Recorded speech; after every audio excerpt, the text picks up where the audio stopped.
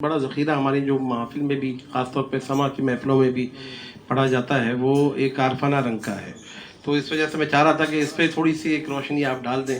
اور آپ نے ایک بات کی تو میں چاہ رہا ہوں اس کی تھوڑی سی بھی وضاحت دیں. آپ نے کہا کہ مرشد کو الگ نہ سمجھو، تو میں چاہتا ہوں کہ اس پہ بھی تھوڑی سی ایک ہلکی سی روشنی ڈال دیں، کیونکہ یہاں پہ ہمارے یہاں کئی جہتوں میں لوگوں کے یہاں ایک غلط فہمی پیدا ہو جاتی ہے. تو اس پہ تھوڑی سی اگر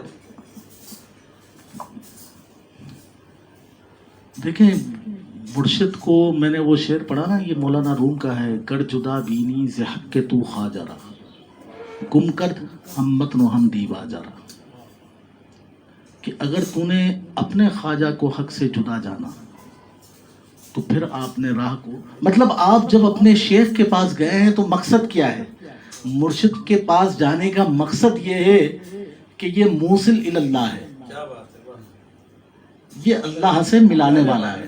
تو اگر آپ اللہ کی راہ سے اس کو جدا سمجھیں گے تو اس کا مطلب یہ ہے کہ آپ کا جانا ہی جو ہے وہ بیکار ہو گیا ہے.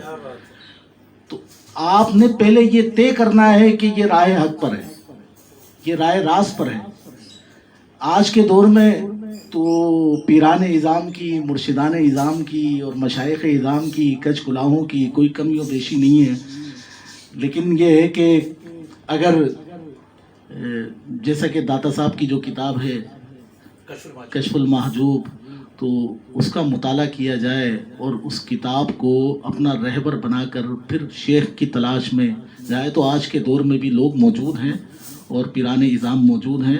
لیکن آپ نے ان کے بارے میں طے یہ کرنا ہے کہ یہ جو ہے وہ موصل الی اللہ ہیں، اللہ سے ملانے والے ہیں. اگر آپ اس میں شک و شبے کی گنجائش ہوگی تو پھر آپ جو ہے وہ اس راہ پر. جی.